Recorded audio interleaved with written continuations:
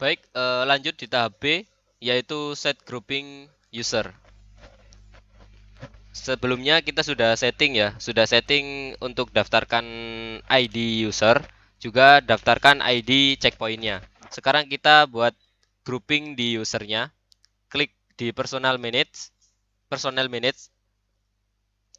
Nah, di sini kita bisa langsung add, klik patrol group, kemudian kita bisa langsung add.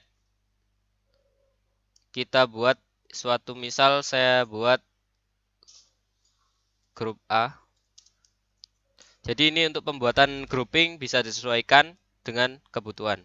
Nah, di dalam grup A ini si Bambang dan si Budi saya masukkan.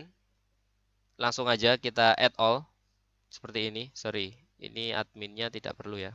Oke.